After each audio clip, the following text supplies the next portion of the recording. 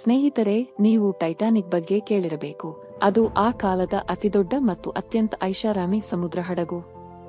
Titanic ತಯಾರಕರು ಈ ಹಡಗು ಎಂದಿಗೂ ಮುಳುಗುವುದಿಲ್ಲ ಎಂದು ಹೇಳಿದ್ದರು. ಆದರೆ ನಂತರ ಏನೋ ಸಂಭವಿಸುತ್ತದೆ. ಟೈಟಾನಿಕ್ ತನ್ನ ಮೊದಲ ಪ್ರಯಾಣದಲ್ಲೇ ಮುಳುಗುತ್ತದೆ. ಅಂದರೆ 3 ವರ್ಷಗಳಲ್ಲಿ ನಿರ್ಮಿಸಿದ ಹಡಗು ಮುಳುಗಲು 3 ಗಂಟೆಗಳು ಸಹ ತೆಗೆದುಕೊಳ್ಳಲಿಲ್ಲ ಮತ್ತು ಟೈಟಾನಿಕ್ ಇನ್ನು ವಿಶ್ವದ ಅತ್ಯಂತ ಆಳವಾದ ಸಮುದ್ರಗಳಲ್ಲಿ ಒಂದಾದ ಅಟ್ಲಾಂಟಿಕ್ ಸಾಗರದ ಆಳದಲ್ಲಿದೆ ಮತ್ತು ಈ ಸಮಯದಲ್ಲಿ ಟೈಟಾನಿಕ್ ಇರುವ ಆಳವನ್ನು ಮಧ್ಯರಾತ್ರಿ ವಲಯ ಎಂದು ಕರೆಯಲಾಗುತ್ತದೆ ಮತ್ತು ಮಿಡ್ನೈಟ್ ಝೋನ್ ವಲಯವು ಸಮುದ್ರದ ಡೀಪ್ ಸ್ಥಳವಾಗಿದೆ. ಅಲ್ಲಿ ಸೂರ್ಯನ ಬೆಳಕು ಸಹ ತಲುಪಲು ಸಾಧ್ಯವಿಲ್ಲ. ಅಂದರೆ ಟೈಟಾನಿಕ್ ಅಟ್ಲಾಂಟಿಕ್ ಸಾಗರದ ಭಾಗದಲ್ಲಿದೆ, ಅಲ್ಲಿ ಅದು ಸಂಪೂರ್ಣವಾಗಿ ಕತ್ತಲೆಯಾಗಿದೆ. ಹೌದು ಸ್ನೇಹಿತರೆ, ಇಂದಿನ ವಿಡಿಯೋ ಟೈಟಾನಿಕ್ ಅನ್ನು ಅಧ್ಯಯನ ಮಾಡುವ ಮೂಲಕ ಮಾಡಲಾಗಿದೆ. ಈ ವಿಡಿಯೋದಲ್ಲಿ ಟೈಟಾನಿಕ್ ತಯಾರಿಕೆಯಿಂದ ಟೈಟಾನಿಕ್ ಮುಳುಗುವವರೆಗಿನ ಸಂಪೂರ್ಣ ಕಥೆಯನ್ನು ನಾವು ವಿವರವಾಗಿ ಚರ್ಚಿಸುತ್ತೇವೆ. ಆದ್ದರಿಂದ ವಿಡಿಯೋ ತುಂಬಾ ಆಸಕ್ತಿದಾಯಕವಾಗಿರುತ್ತದೆ. ಆದ್ದರಿಂದ ಕೊನೆಯವರೆಗೂ ಅದನ್ನು ನೋಡಿರಿ. ಟೈಟಾನಿಕ್ ನಿರ್ಮಾಣವು ಮಾರ್ಚ್ 13, 1909 ರಂದು ಪ್ರಾರಂಭವಾಯಿತು ಮತ್ತು ನಂತರ ನಿಖರವಾಗಿ 3 ವರ್ಷಗಳ ನಂತರ, ಅಂದರೆ ಮಾರ್ಚ್ 13, 1912 ರಂದು ಟೈಟಾನಿಕ್ ನಿರ್ಮಾಣವು ಪೂರ್ಣಗೊಂಡಿತು. ಆ ಸಮಯದಲ್ಲಿ ಟೈಟಾನಿಕ್ನ ಒಟ್ಟು ವೆಚ್ಚ $7.5 ಮಿಲಿಯನ್ ಗಳಷ್ಟಿತ್ತು. ಇದು ಇಂದು 2025 ರಲ್ಲಿ $300 ಮಿಲಿಯನ್ ಗಳಿಗಿಂತ ಹೆಚ್ಚು. ಟೈಟಾನಿಕ್ ಆ ಕಾಲದ ಅತಿದೊಡ್ಡ ಮತ್ತು ಅತ್ಯಂತ ಐಷಾರಾಮಿ ಸಮುದ್ರ ಹಡಗು ಮತ್ತು ಇದು 1912 ರಲ್ಲಿ ಮಾನವ ಕೈಗಳಿಂದ ಮಾಡಲ್ಪಟ್ಟ ಅತಿದೊಡ್ಡ ಚಲಿಸುವ ವಸ್ತುವಾಗಿತ್ತು. ಅದರ ಪ್ರೊಪೆಲ್ಲರ್, ಅಂದರೆ ಅದರ ಕೆಳಗಿನ ಫ್ಯಾನ್ನಿಂದ ನೀವು ಟೈಟಾನಿಕ್ನ ಗಾತ್ರವನ್ನು ಊಹಿಸಬಹುದು. ಟೈಟಾನಿಕ್ನ ಕೆಳಗೆ 3 ದೊಡ್ಡ ಪ್ರೊಪೆಲ್ಲರ್ಗಳು ಇದ್ದವು. ಅವುಗಳ ಗಾತ್ರವು ಮನುಷ್ಯನಿಗಿಂತ 3 ಪಟ್ಟು ದೊಡ್ಡದಾಗಿತ್ತು. ಈಗ ಒಂದು ಫ್ಯಾನ್ ಅಷ್ಟು ದೊಡ್ಡದಾಗಿದ್ದರೆ ಇಡೀ ಟೈಟಾನಿಕ್ ಎಷ್ಟು ದೊಡ್ಡದಾಗಿರುತ್ತದೆ ಎಂದು ಊಹಿಸಿ. ಮತ್ತು ಸ್ನೇಹಿತರೆ, ಆಸಕ್ತಿದಾಯಕ ವಿಷಯವೆಂದರೆ ಟೈಟಾನಿಕ್ ತಯಾರಿಸಿದ ಸಮಯದಲ್ಲಿ 3 ವಿನ್ಯಾಸ ಇರಲಿಲ್ಲ. ಅಂದರೆ ಟೈಟಾನಿಕ್ ಅನ್ನು ಮಾನವರು ತಮ್ಮ ಕೈಗಳಿಂದ ವಿನ್ಯಾಸಗೊಳಿಸಿದ್ದರು ಮತ್ತು ಅಂದಾಜಿನ ಪ್ರಕಾರ ಸುಮಾರು 1500 ಕಾರ್ಮಿಕರು ಟೈಟಾನಿಕ್ ತಯಾರಿಕೆಯಲ್ಲಿ ತೊಡಗಿಸಿಕೊಂಡಿದ್ದರು. ಈಗ ಯಾರಿಗೆ ತಿಳಿದಿದೆ ಎಷ್ಟು ಸಾವಿರ ಕಂಪನಿಗಳು ಇಷ್ಟು ದೊಡ್ಡ ಕಾರ್ಮಿಕರ ಸಮುದಾಯವನ್ನು ಹೇಗೆ ನಿರ್ವಹಿಸುತ್ತಿದ್ದವು? ಸ್ನೇಹಿತರೆ, ಟೈಟಾನಿಕ್ನ ಪೂರ್ಣ ಹೆಸರು ವರ್ಮಸ್ ಟೈಟಾನಿಕ್. ಇದನ್ನು ವೈಟ್ ಸ್ಟಾರ್ ಲೈನ್ ಕಂಪನಿ ನಿರ್ಮಿಸಿತು. ಆದ್ದರಿಂದ ವರ್ಮಸ್ ಟೈಟಾನಿಕ್ ಖಂಡಿತವಾಗಿಯೂ ಆ ಕಾಲದ ಅತಿದೊಡ್ಡ ಸಮುದ್ರ ಹಡಗು. ಆದರೆ ಸ್ನೇಹಿತರೆ, ಅದು ಒಂದೇ ದೊಡ್ಡದಾಗಿರಲಿಲ್ಲ. White Star Line Titanic, RMS Britannic ಮತ್ತು ವರ್ಮಸ್ ಒಲಿಂಪಿಕ್ನಂತಹ 2 ಹಡಗುಗಳನ್ನು ನಿರ್ಮಿಸಿತ್ತು. ಈ 2 ಹಡಗುಗಳ ಗಾತ್ರವು ಟೈಟಾನಿಕ್ನಂತೆಯೇ ಇತ್ತು. ಹಾಗಾದರೆ ಈಗ ಟೈಟಾನಿಕ್ ಅನ್ನು ಏಕೆ ದೊಡ್ಡದಾಗಿದೆ ಎಂಬ ಪ್ರಶ್ನೆ ಉದ್ಭವಿಸುತ್ತದೆ. ಸ್ನೇಹಿತರೆ, ಇದಕ್ಕೆ ಕಾರಣವೆಂದರೆ ಟೈಟಾನಿಕ್ 3 ಹಡಗುಗಳಲ್ಲಿ ಅತ್ಯಂತ ಐಷಾರಾಮಿಯಾಗಿತ್ತು ಮತ್ತು ಅದರ ಹಲವು ವೈಶಿಷ್ಟ್ಯಗಳಿಂದಾಗಿ ಇದನ್ನು ಅತ್ಯಂತ ಐಷಾರಾಮಿ ಮತ್ತು ದೊಡ್ಡ ಹಡಗು ಎಂದು ಪರಿಗಣಿಸಲಾಗಿತ್ತು. ಟೈಟಾನಿಕ್ ಒಳಗೆ ಖಾಸಗಿ ಈಜುಕೊಳಗಳು ಮತ್ತು ಟರ್ಕಿಶ್ ಸ್ನಾನಗೃಹಗಳು ಸಹ ಇದ್ದವು. ಇದಲ್ಲದೆ ಧೂಮಪಾನ ಕೊಠಡಿಗಳು, ಕೆಫೆಗಳು, ವೈಯಕ್ತಿಕ ಜಿಮ್ಗಳು ಮತ್ತು ರಿಫ್ರೆಶ್ಮೆಂಟ್ ಕೊಠಡಿಗಳು ಇದ್ದವು. ಮತ್ತು ಬೇರೆ ಏನು ಎಂದು ಯಾರಿಗೆ ತಿಳಿದಿದೆ? ಸ್ನೇಹಿತರೆ, ಟೈಟಾನಿಕ್ ನಿರ್ಮಿಸಿದಾಗ ಅದನ್ನು ಕನಸುಗಳ ಹಡಗು ಎಂದು ಕರೆಯಲು ಪ್ರಾರಂಭಿಸಿತು, ಏಕೆಂದರೆ ಅದು ದೊಡ್ಡ ರೆಸ್ಟೋರೆಂಟ್ಗಳಲ್ಲಿಯೂ ಸಹ ನಾವು ನೋಡಲು ಸಾಧ್ಯವಾಗದ ಎಲ್ಲವನ್ನೂ ಹೊಂದಿತ್ತು. ಮತ್ತು ಟೈಟಾನಿಕ್ ನಿರ್ಮಿಸಿದಾಗ ಅನೇಕ ಜನರು ಟೈಟಾನಿಕ್ನಲ್ಲಿ ಪ್ರಯಾಣಿಸಲು ಬಯಸಿದ್ದರು. ಎಲ್ಲರೂ ಉತ್ಸುಕರಾಗಲು ಪ್ರಾರಂಭಿಸಿದರು. ಎಲ್ಲರೂ ಹೇಗಾದರೂ ಟೈಟಾನಿಕ್ಗೆ ಟಿಕೆಟ್ ಪಡೆಯಲು ಪ್ರಯತ್ನಿಸುತ್ತಿದ್ದರು. ಆದರೆ ಅವರು ಟೈಟಾನಿಕ್ಗೆ ಟಿಕೆಟ್ ಸಿಗುತ್ತಿರಲಿಲ್ಲ, ಬದಲಿಗೆ ತಮಗಾಗಿ ಸಾವು ಕಾಡಿದೆ ಎಂದು ಯಾರಿಗೂ ತಿಳಿದಿರಲಿಲ್ಲ. ಟೈಟಾನಿಕ್ ತಯಾರಕರು ಜನರ ನಂಬಿಕೆಯನ್ನು ಗೆಲ್ಲಲು ಟೈಟಾನಿಕ್ ಮುಳುಗಲು ಸಾಧ್ಯವಿಲ್ಲ ಎಂದು ಹೇಳಲು ಪ್ರಾರಂಭಿಸಿದ್ದರಿಂದ ಟೈಟಾನಿಕ್ ಎಂದಿಗೂ ಮುಳುಗಲು ಸಾಧ್ಯವಿಲ್ಲ ಎಂದು ಎಲ್ಲರೂ ಭಾವಿಸಿದ್ದರು. ಅಂದರೆ ಅದು ಎಂದಿಗೂ ಮುಳುಗಲು ಸಾಧ್ಯವಿಲ್ಲ. ಮತ್ತು ವೈಟ್ ಸ್ಟಾರ್ ಲೈನ್ನ ಈ ಹಕ್ಕುಗಳಿಂದಾಗಿ ಜನರು ಹೆಚ್ಚಿನ ಸಂಖ್ಯೆಯಲ್ಲಿ ಟೈಟಾನಿಕ್ಗೆ ಟಿಕೆಟ್ಗಳನ್ನು ಖರೀದಿಸಲು ಪ್ರಾರಂಭಿಸಿದರು. ಸ್ನೇಹಿತರೆ, ಟೈಟಾನಿಕ್ ನಿರ್ಮಾಣದ ಮುಂದಿನ ತಿಂಗಳಲ್ಲೇ ಟೈಟಾನಿಕ್ ತನ್ನ ಮೊದಲ ಪ್ರಯಾಣಕ್ಕೆ ಹೊರಟಿತು. ಟೈಟಾನಿಕ್ನ ಮೊದಲ ಪ್ರಯಾಣ ಇಂಗ್ಲೆಂಡ್ನ ಸೌತ್ ಹ್ಯಾಟನ್ನಿಂದ ನ್ಯೂಯಾರ್ಕ್ಗೆ ಆಗಿತ್ತು ಮತ್ತು ಟೈಟಾನಿಕ್ ಒಳಗೆ ಒಟ್ಟು 22,224 ಜನರಿದ್ದರು. ಅದರಲ್ಲಿ 13,317 ಪ್ರಯಾಣಿಕರು ಮತ್ತು 907 ಜನರು ಟೈಟಾನಿಕ್ನಲ್ಲಿ ಕೆಲಸ ಮಾಡಿದ ಟೈಟಾನಿಕ್ ಸಿಬ್ಬಂದಿ. ಅಂದರೆ ಟೈಟಾನಿಕ್ನ ಮೊದಲ ಪ್ರಯಾಣದಲ್ಲಿಯೇ ಅದರಲ್ಲಿ ಸಾವಿರಾರು ಜನರಿದ್ದರು. ಇದರಲ್ಲಿ ಬಡವರಲ್ಲಿ ಬಡವರಿಂದ ಶ್ರೀಮಂತರಲ್ಲಿ ಶ್ರೀಮಂತರವರೆಗೆ ಜನರು ಸೇರಿದ್ದರು ಮತ್ತು ಆ ಎಲ್ಲ ಜನರನ್ನು 3 ವರ್ಗಗಳಾಗಿ ವಿಂಗಡಿಸಲಾಗಿದೆ. ಪ್ರಥಮ ದರ್ಜೆ, 2ನೇ ದರ್ಜೆ ಮತ್ತು 3ನೇ ದರ್ಜೆ. ಅಂದರೆ ಟೈಟಾನಿಕ್ನಲ್ಲಿದ್ದವರನ್ನು ಕೆಳದರ್ಜೆಯ ಜನರು ಅಥವಾ ಅಗ್ಗದ ಟಿಕೆಟ್ ಗಳನ್ನು ಖರೀದಿಸಿದವರನ್ನು 3ನೇ ದರ್ಜೆಯ ಪ್ರಯಾಣಿಕರು ಎಂದು ಕರೆಯಲಾಗುತ್ತದೆ. ಅದೇ ರೀತಿ 2ನೇ ದರ್ಜೆಯ ಪ್ರಯಾಣಿಕರನ್ನು ಸ್ವಲ್ಪ ದುಬಾರಿ ಟಿಕೆಟ್ ಖರೀದಿಸಿದವರು ಮತ್ತು ಅತ್ಯಂತ ಶ್ರೀಮಂತ ಕುಟುಂಬಗಳಿಂದ ಬಂದವರು, ಅಂದರೆ ಅತ್ಯಂತ ದುಬಾರಿ ಟಿಕೆಟ್ಗಳನ್ನು ಖರೀದಿಸಿದವರನ್ನು ಪ್ರಥಮ ದರ್ಜೆ ಪ್ರಯಾಣಿಕರು ಎಂದು ಕರೆಯಲಾಗುತ್ತದೆ. ಮತ್ತು ಒಬ್ಬ ವ್ಯಕ್ತಿಯು ಖರೀದಿಸಿದ ಟಿಕೆಟ್ ಹೆಚ್ಚು ದುಬಾರಿಯಾಗಿರುತ್ತದೆ, ಅವನಿಗೆ ಹೆಚ್ಚಿನ ಪ್ರೋಟೋಕಾಲ್ ನೀಡಲಾಗುತ್ತದೆ. ಉದಾಹರಣೆಗೆ, ಟೈಟಾನಿಕ್ನಲ್ಲಿ ಸುಮಾರು 300 ಪ್ರಥಮ ದರ್ಜೆ ಸದಸ್ಯರಿದ್ದರು.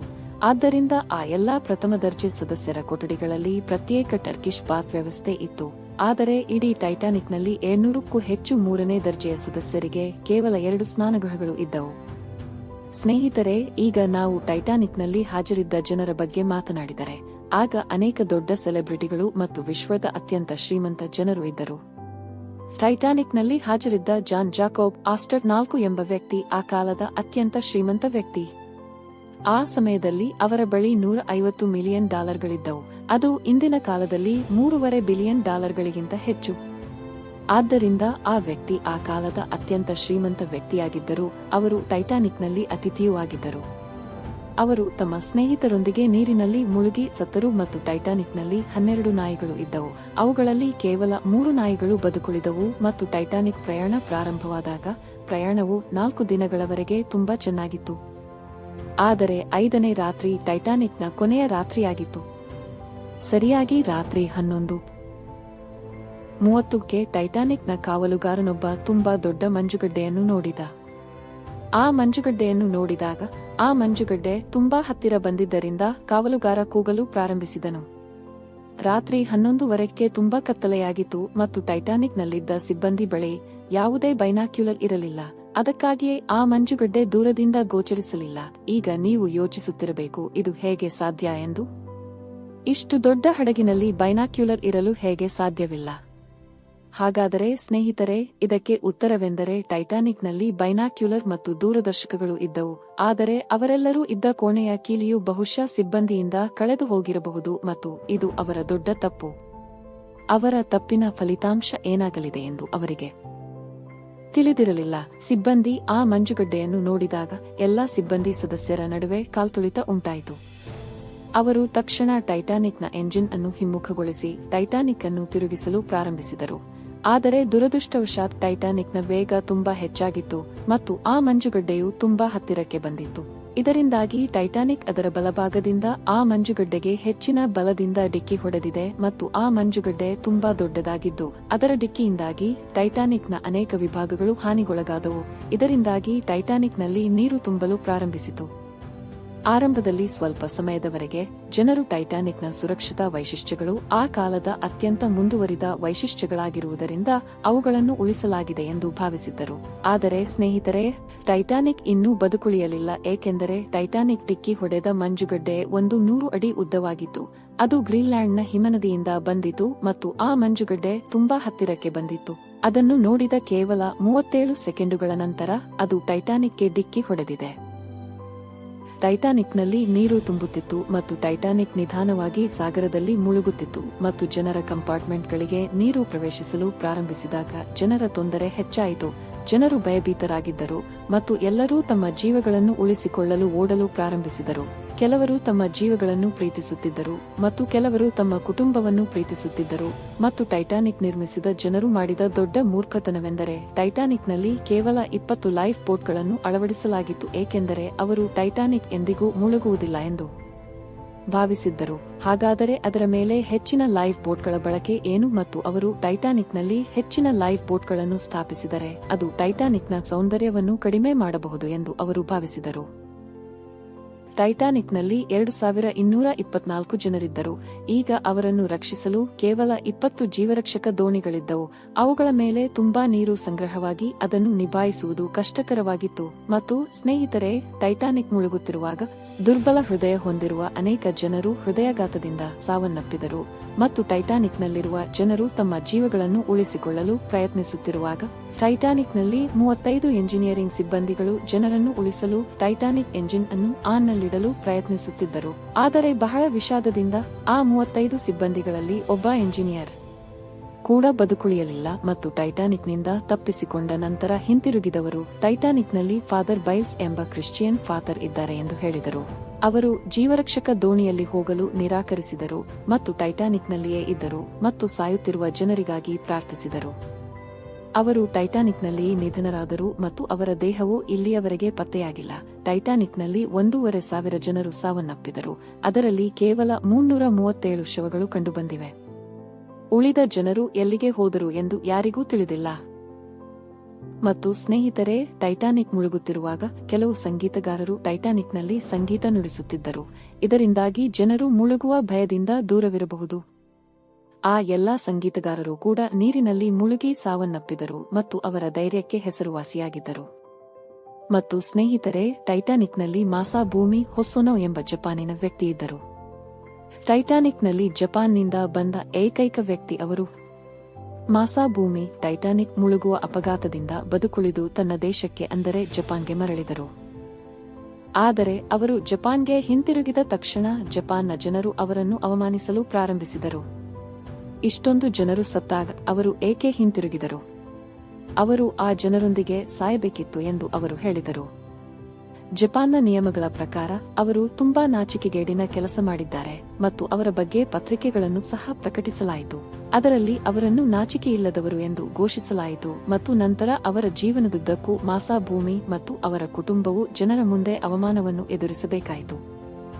ಜಪಾನ್ನಲ್ಲಿ ಇದು ಯಾವ ರೀತಿಯ ವಿಚಿತ್ರ ನಿಯಮ ಎಂದು ನನಗೆ ತಿಳಿದಿಲ್ಲ. ಅದೃಷ್ಟವಶಾತ್ ನಾವು ಏಷ್ಯನ್ನರು ಮತ್ತು ನಮ್ಮ ಮೇಲೆ ಅಂತಹ ವಿಚಿತ್ರ ನಿಯಮಗಳಿಲ್ಲ. ಮತ್ತು ಸ್ನೇಹಿತರೆ, ಟೈಟಾನಿಕ್ನಲ್ಲಿ ದಂಪತಿಗಳು ಸಹ ಇದ್ದರು. ಅವರ ಕತೆ ತುಂಬಾ ಆಸಕ್ತಿದಾಯಕವಾಗಿದೆ. ಐಸೋಡೋಜ್ ಅಸ್ಮಾನ್ ಅವರನ್ನು ಲೈಫ್ ಬೋಟ್ನಲ್ಲಿ ಕುಳಿತುಕೊಳ್ಳಲು ಕೇಳಲಾಯಿತು, ಆದರೆ ಐಸೋಡೋಜ್ ದೋಣಿಯಲ್ಲಿ ಕುಳಿತುಕೊಳ್ಳಲು ನಿರಾಕರಿಸಿದರು. ಟೈಟಾನಿಕ್ನಲ್ಲಿರುವ ಎಲ್ಲಾ ಮಹಿಳೆಯರು ಮತ್ತು ಮಕ್ಕಳನ್ನು ನೀವು ಉಳಿಸುವವರೆಗೆ ನಾನು ಲೈಫ್ ಬೋಟ್ನಲ್ಲಿ ಕುಳಿತುಕೊಳ್ಳುವುದಿಲ್ಲ ಎಂದು ಐಸೋಡೋಜ್ ಐಡ್ಸ್ಟೆರಿಸ್ ಅವರನ್ನು ತುಂಬಾ ಪ್ರೀತಿಸುತ್ತಿದ್ದರು.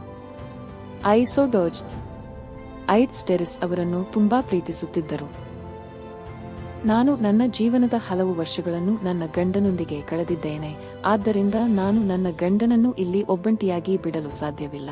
ಆದ್ದರಿಂದ ಐಡ್ ತನ್ನ ಗಂಡನೊಂದಿಗೆ ಇರಲು ನಿರ್ಧರಿಸಿದಳು ಮತ್ತು ಗಂಡ ಮತ್ತು ಹೆಂಡತಿ ಇಬ್ಬರೂ ಟೈಟಾನಿಕ್ ಮತ್ತು ಸ್ನೇಹಿತರು. ಟೈಟಾನಿಕ್ ಅನ್ನು ವಿನ್ಯಾಸಗೊಳಿಸಿದ ವ್ಯಕ್ತಿ, ಅವರ ಹೆಸರು ಥಾಮಸ್ ಆಂಡ್ರ್ಯೂಸ್. ಜನರನ್ನು ಉಳಿಸಲು ಅಟ್ಲಾಂಟಿಕ್ ಸಾಗರದಲ್ಲಿ ಕುರ್ಚಿಗಳನ್ನು ಎಸೆಯುತ್ತಿದ್ದಾಗ ಅವರು ಕೊನೆಯ ಬಾರಿಗೆ ಕಾಣಿಸಿಕೊಂಡರು. ಟೈಟಾನಿಕ್ ಮತ್ತು ಸ್ನೇಹಿತರ ಜೊತೆ ಮುಳುಗಿ ಅವರು ಸಾವನ್ನಪ್ಪಿದ್ದಾರೆ ಎಂದು ನಂಬಲಾಗಿದೆ. ಟೈಟಾನಿಕ್ ಸಿಬ್ಬಂದಿಗೆ ಮಂಜುಗಡ್ಡೆಗಳ ಬಗ್ಗೆ ಯಾರಿಗೂ ತಿಳಿದಿರಲಿಲ್ಲ. ವಾಸ್ತವವಾಗಿ ಅದರ 4 ದಿನಗಳ ಪ್ರಯಾಣದಲ್ಲಿ ಟೈಟಾನಿಕ್ಗೆ 6 ಮಂಜುಗಡ್ಡೆಗಳ ಎಚ್ಚರಿಕೆಗಳು ಬಂದವು, ಆದರೆ ಜನರು ಟೈಟಾನಿಕ್ ಬಗ್ಗೆ ಏನು ಯೋಚಿಸುತ್ತಾರೆಂದು ನನಗೆ ತಿಳಿದಿಲ್ಲ. ಟೈಟಾನಿಕ್ ಒಂದು ದಿನ ಮುಳುಗುತ್ತದೆ ಎಂದು ಅವರು ಭಾವಿಸಿದ್ದರು, ಇಲ್ಲದಿದ್ದರೆ ಅವರು ಯಾವುದೇ ಮಂಜುಗಡ್ಡೆಗಳನ್ನು ನೋಡುತ್ತಿರಲಿಲ್ಲ. ಅವರು ಎಚ್ಚರಿಕೆಯನ್ನು ಗಮನಿಸಲಿಲ್ಲ ಮತ್ತು ಟೈಟಾನಿಕ್ನಿಂದ ಬದುಕುಳಿದು ಹಿಂತಿರುಗಿದವರು. ಸಾವಿರಾರು ಜನರು ತಮ್ಮ ಪ್ರಾಣಕ್ಕಾಗಿ ಬೇಡುತ್ತಿದ್ದಾಗ ದೃಶ್ಯವು ತುಂಬಾ ಭಯಾನಕವಾಗಿತ್ತು ಮತ್ತು ಟೈಟಾನಿಕ್ ಮುಳುಗುವ ದೃಶ್ಯವು ನಿಜವಾಗಿಯೂ ತುಂಬಾ ಭಯಾನಕವಾಗಿತ್ತು, ಏಕೆಂದರೆ ಟೈಟಾನಿಕ್ ಅನ್ನು ಇಲ್ಲಿಯವರೆಗಿನ ಅತಿದೊಡ್ಡ ಸಮುದ್ರ ವಿಪತ್ತು ಎಂದು ಪರಿಗಣಿಸಲಾಗಿದೆ. ಅಂದರೆ ಅತಿದೊಡ್ಡ ಸಮುದ್ರ ವಿಪತ್ತು. ಟೈಟಾನಿಕ್ನ ಈ ದೊಡ್ಡ ವೈಫಲ್ಯದ ನಂತರ ಇಡೀ ಪ್ರಪಂಚದ ಹಡಗು ಕಂಪನಿಗಳು ತಮ್ಮ ಸುರಕ್ಷತೆಯನ್ನು ಸುಧಾರಿಸಲು ಪ್ರಾರಂಭಿಸಿದವು ಮತ್ತು ಟೈಟಾನಿಕ್ ಮಾಡಿದ ತಪ್ಪನ್ನು ಎಂದಿಗೂ ಮಾಡಬಾರದೆಂದು ತಿಳಿದುಕೊಂಡವು. ಅಂದರೆ ಟೈಟಾನಿಕ್ನ ಆ ತಪ್ಪು ಇಡೀ ಜಗತ್ತಿಗೆ ದೊಡ್ಡ ಪಾಠವಾಯಿತು. ಟೈಟಾನಿಕ್ ಮುಳುಗಿದ ಸಮಯದಲ್ಲಿ ಅಟ್ಲಾಂಟಿಕ್ ಸಾಗರದ ನೀರಿನ ತಾಪಮಾನ -2 ಡಿಗ್ರಿ ಸೆಲ್ಸಿಯಸ್ ಆಗಿತ್ತು. ಅದು ಮಂಜುಗಡ್ಡೆಗಿಂತ ತಂಪಾಗಿತ್ತು. ಈಗ ನೀವು ರಾತ್ರಿ 2 ಗಂಟೆಗೆ ಐಸ್ ತಣ್ಣೀರಿನಿಂದ ಸ್ನಾನ ಮಾಡಬೇಕಾಗುತ್ತದೆ ಎಂದು ಊಹಿಸಿ. ನೀವು ಊಹಿಸಲು ಸಾಧ್ಯವಿಲ್ಲ, ಏಕೆಂದರೆ ನೀವು ಅದರ ಬಗ್ಗೆ ಯೋಚಿಸಿದರೂ ಸಹ ಭಯಪಡುತ್ತೀರಿ. ಆದ್ದರಿಂದ ಕೆಳಗೆ ಅಟ್ಲಾಂಟಿಕ್ ಸಾಗರವನ್ನು ಮತ್ತು ಮೇಲೆ ಎಲ್ಲೆಡೆ ಸಾವಿನ ಶಬ್ದವನ್ನು ನೋಡಿದ ನಂತರ ಆ ಜನರ ಸ್ಥಿತಿ ಹೇಗಿರುತ್ತಿತ್ತು ಎಂದು ಯೋಚಿಸಿ. ಸ್ನೇಹಿತರೆ, ಹಡಗು ಮುಳುಗಲು 2 ಗಂಟೆ 40 ನಿಮಿಷಗಳು ಬೇಕಾಯಿತು ಮತ್ತು ಟೈಟಾನಿಕ್ ಅವಶೇಷಗಳು ಇನ್ನೂ 1,200 ಅಡಿಗಳಿಗಿಂತ ಹೆಚ್ಚು ಆಳದಲ್ಲಿವೆ. ವಿಜ್ಞಾನಿಗಳು ಟೈಟಾನಿಕ್ ಅವಶೇಷಗಳನ್ನು ಕಂಡುಹಿಡಿಯಲು 70 ವರ್ಷಗಳನ್ನು ತೆಗೆದುಕೊಂಡರು, ಏಕೆಂದರೆ ಅಟ್ಲಾಂಟಿಕ್ ಮಹಾಸಾಗರದ ಆಳದಲ್ಲಿ ಏನನ್ನೂ ಕಂಡುಹಿಡಿಯುವುದು ಸಾಮಾನ್ಯವಲ್ಲ ಮತ್ತು ಬೆಳಕು ಇಲ್ಲದಷ್ಟು ಆಳದಲ್ಲಿ ನೀರಿನಲ್ಲಿರುವ ಬ್ಯಾಕ್ಟೀರಿಯಾಗಳು ಟೈಟಾನಿಕ್ ಅವಶೇಷಗಳನ್ನು ತಿನ್ನುತ್ತಿರುವುದರಿಂದ 2030ರ ವೇಳೆಗೆ ಈ ಅವಶೇಷಗಳು ಕಣ್ಮರೆಯಾಗಬಹುದು ಎಂದು ವಿಜ್ಞಾನಿಗಳು ನಂಬುತ್ತಾರೆ. ಆದ್ದರಿಂದ ಸ್ನೇಹಿತರೆ, ಇದು ಬಹಳಷ್ಟು ನಿರೀಕ್ಷೆಗಳನ್ನು ಇರಿಸಲಾಗಿದ್ದ ಹಡಗಿನ ಕಥೆಯಾಗಿತ್ತು. ಆದರೆ ದುಃಖಕರವೆಂದರೆ ಅದು ಅದರ ಮೊದಲ ನಿರೀಕ್ಷೆಯನ್ನು ಸಹ ಪೂರೈಸಲು ಸಾಧ್ಯವಾಗಲಿಲ್ಲ ಮತ್ತು ಟೈಟಾನಿಕ್ ಅಪಘಾತವು ಇಡೀ ಜಗತ್ತಿಗೆ ಒಂದು ಪಾಠವಾಗಿ ಉಳಿದಿದೆ. ಇಂದಿನ ವಿಡಿಯೋ ನಿಮಗೆ ಇಷ್ಟವಾಯಿತು ಎಂದು ನಾನು ಭಾವಿಸುತ್ತೇನೆ. ಆದ್ದರಿಂದ ಇದನ್ನು ಲೈಕ್ ಮಾಡಿ ಮತ್ತು ಮುಂದಿನ ವಿಡಿಯೋದಲ್ಲಿ ನಿಮ್ಮನ್ನು ಭೇಟಿಯಾಗುತ್ತೇನೆ.